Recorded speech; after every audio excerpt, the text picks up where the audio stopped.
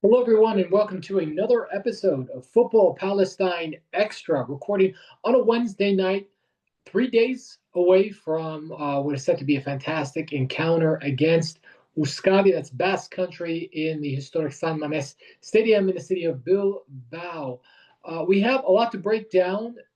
Mostly we'll be talking about the squad that's been called up by Ihab Abu looking to be fairly close to the squad that Palestine will have to contest definitely the game against Libya, but maybe even the Arab Cup finals.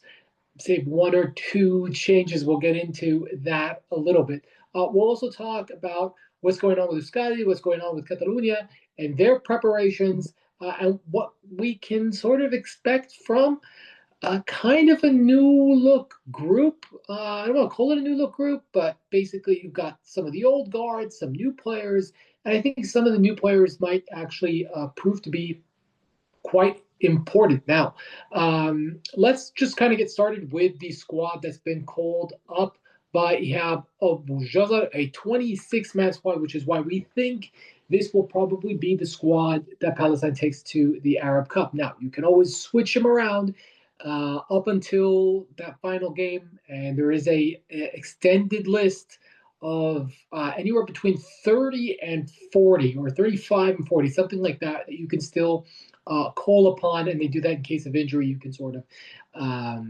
swap players out. Now, I don't have access to the extended list of 40 players, but you can imagine who's on there.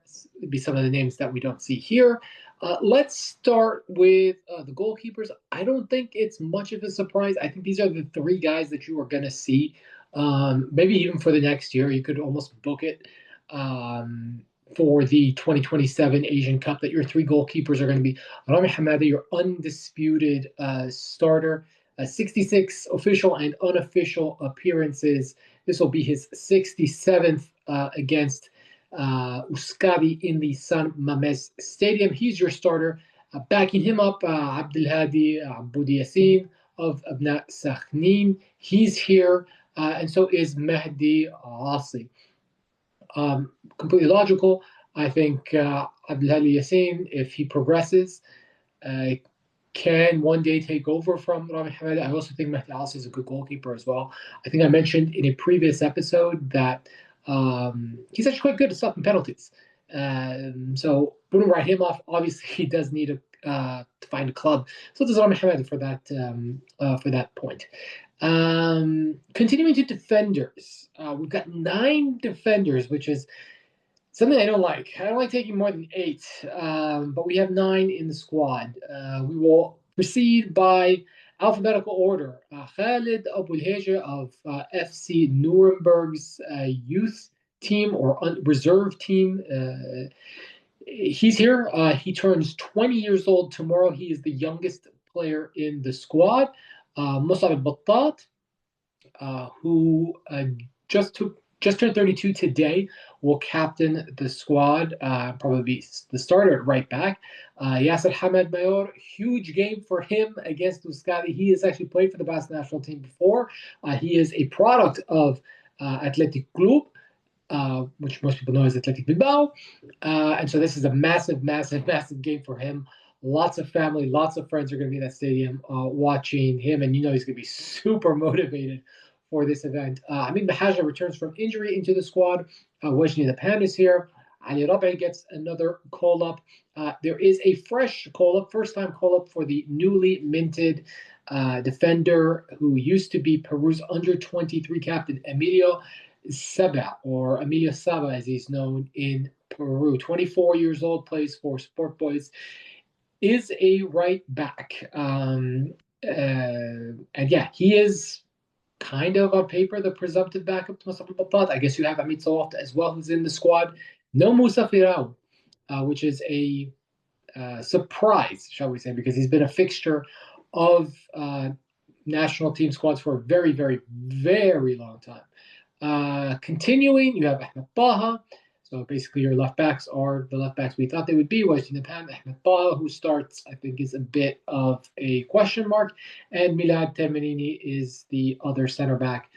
presumptive starter. I don't know if he or Hamid Mahajna will start. I think one of them will sit on the bench for that game against Euskadi, and I think Yasser Hamad will start the match. At least that's what I would do. I think it would be very mean not to start him in such in a match that's really made for him.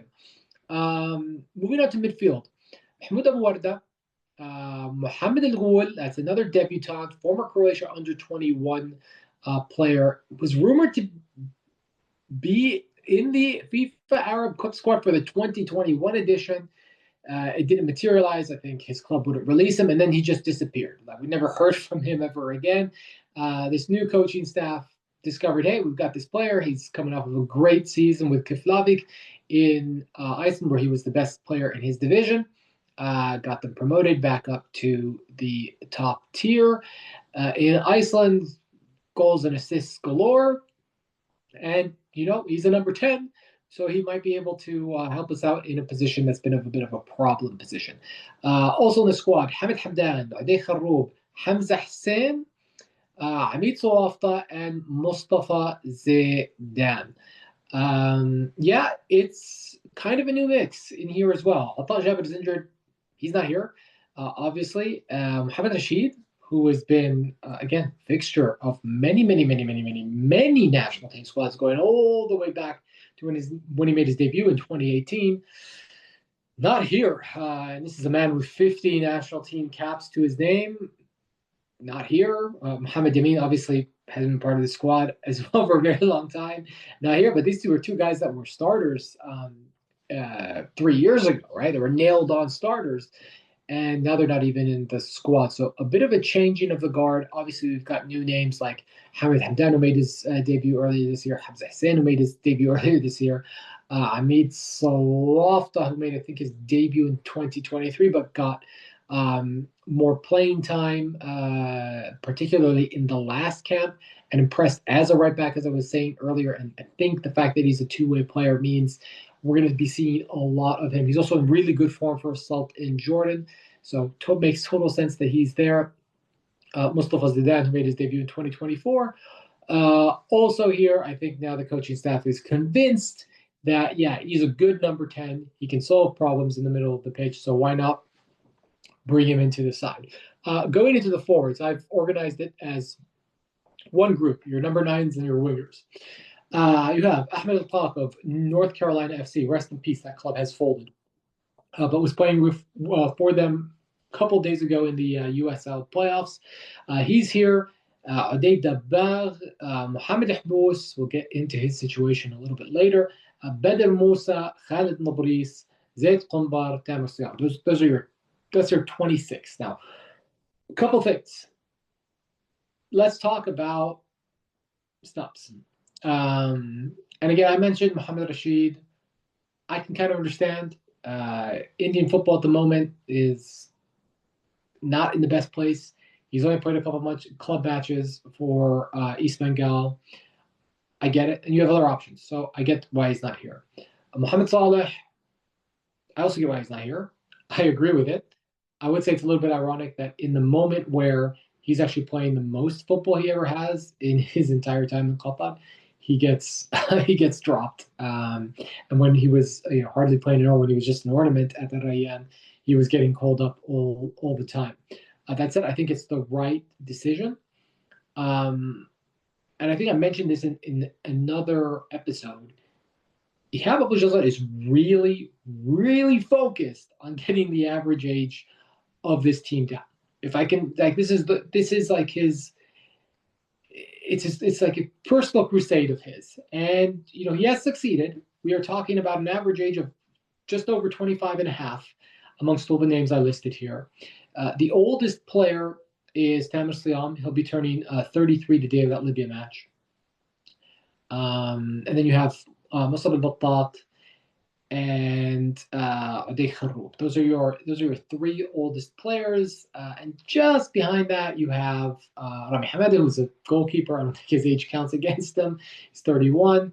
Mahmoud Abu Warda, who's 30. Those are the only guys in the squad that are over the age of 30. and you've got, I believe, something like I counted them. It's in the article that I posted. I think something like 14 players born in the 21st century. So there is a youth movement going on. We are in between generations, but I don't think we are forcing the new generation in. And I think there's a lot of guys who are in their late 20s, who are basically in their prime or approaching their prime that can bridge the gap, right? You don't want to be in a situation where your national team is a bunch of guys who have, 5 caps, 10 caps maximum. You want your older guys in there that have 20, 30 caps to their names to be able to bridge the gap there. And then on the other end you'll have guys who have 40 plus caps, which in a Palestinian context, by the way, is a lot, right? Because we don't play all that many matches. Guys with 40 plus caps like Saladeh Kharoub, Mahmoud Abu Warda, Muslim Battat, of course, Damsial, Rami Hamad. So I think this squad is pretty close to what I would have anticipated and what I would have called if I was the national team manager. I probably would have made maybe 1 or 2 changes. I think we need another number 9 in there. As it stands, you really don't want Adeta Bak to get hurt, because if Adeta Bak gets hurt, it's Khaled Nabris. Khaled Nabris has not scored a goal in Egypt this season. I think he's a good player, but so much about being a number 9 is just form, and are you banging in the goals for your club?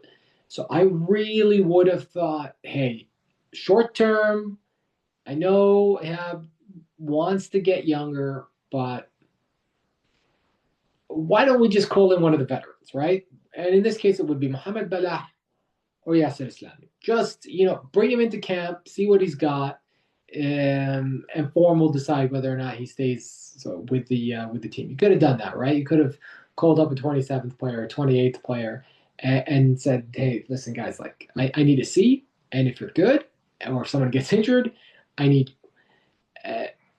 We're in a tough spot right now because Asad Hamnawi is not coming. Understandable because he's playing his league season with Craiova in Romania. And Wissam Abu Ali is injured. And his recovery is taking some time. He missed the playoffs with Columbus Crew. That meant that he missed the I believe they miss the playoff. They played against Cincinnati.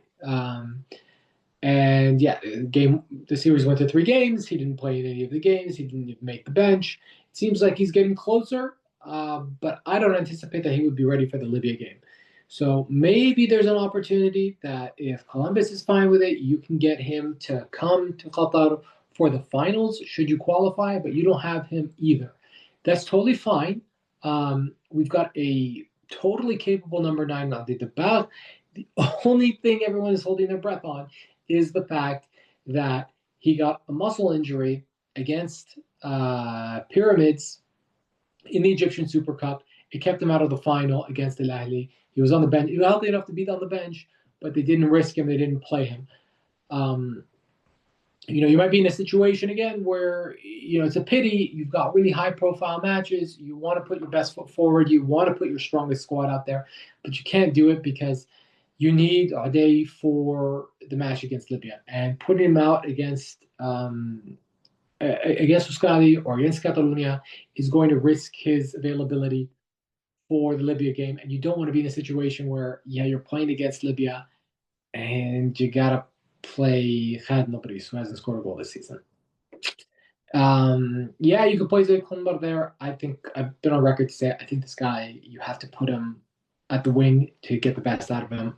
I would continue with that assessment. So, if we look at kind of the new guys in the side, what do they provide?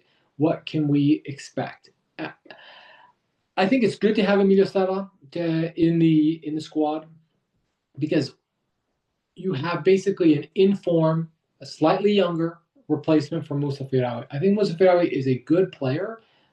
He's fast, but I don't think Firawi can really be trusted if he's not playing on a consistent basis. and he hasn't been playing on a consistent basis, and he hasn't played at all this year. And the one thing that really sticks out in my mind about Musa Firawi is, yeah, he gives you more speed than Musab al-Battat. Yeah, he's a good right back, but the one thing Musab al-Battat is really good at is crossing. And I think back to when Musa Firawi was given a shot um, in the game against Mongolia 3 years ago. He was the starting right back because we had to play a lot of matches within six. We had to play 3 matches in 6 days. We need to rest everyone, and he was given an opportunity, and his crossing was bad, just really bad. And I think with Emilio Seba, you're going to get a player that is better in that department and just informed, just playing week in, week out. And so much about this month is, hey, who do we have? Who's in form? Who's playing? Who can come? And who can, step up to the mantle and say, yeah, this game against Libya is going to be tough, but I'm ready. We're going to go the full 90 minutes, and if we have to grind out a victory, we'll grind out a victory. If we jump to a lead, we know exactly how we're going to protect that lead. And we're going to play the game from 0 to 90. And if you don't have match fitness, if you just don't have like the feel of the match, it's going to be very, very tough for that. So, if we look at the other new guys, Mohamed is a great example here.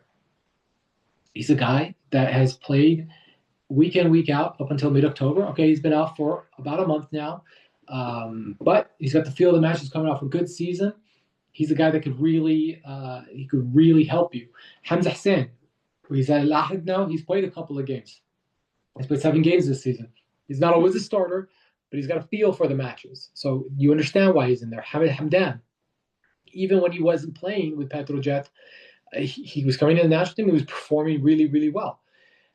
Perhaps the only guys in this list that I look at and I say, "Oof, I don't know if you've got like the feel for the matches right now," are the likes of the Ade Kharoub and Mahmoud Abu Warda, because these are the 2 guys that are based in Libya, and the Libyan league hasn't started yet, right? So you're not quite sure what they bring. Everybody else, from Zayd Qumbar to Tamer Siyam to Badr Musa, like everybody on this list, they're playing, and they're playing consistently. We'll put the goalkeepers to one side. As mentioned, I don't think there's a worry there. If you have Rami, you're going to be fine. But every single name on this list, bar the 2 guys based in Libya, is coming in with some sort of consistent form with his club.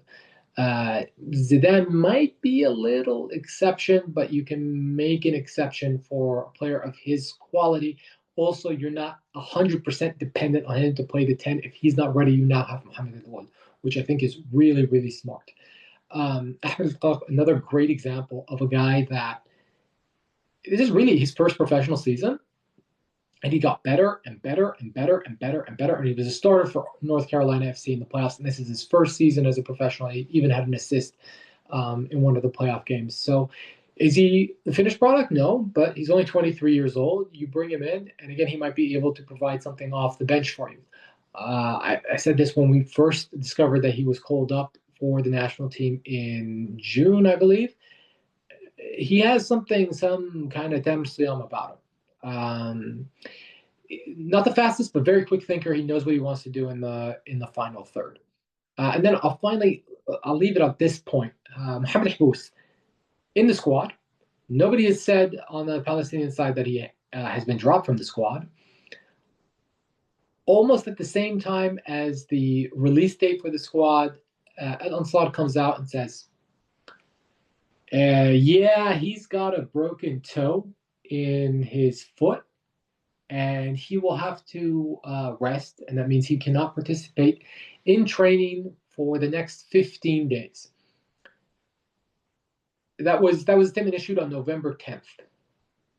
November 25th, as we all know, is the date of the playoff match against Libya. I find it very strange that they came out and said 15 days. 15 days is a weirdly accurate number. Why wouldn't you just say 2 weeks? I don't want to sound paranoid, but I do think the national team staff would be well within their rights to get on the phone and say, hey, listen, you come, we assess you as is within our rights, and then we will make the call on whether or not you can play. Because look, 15 days, maybe he's ready in 13 days. If he's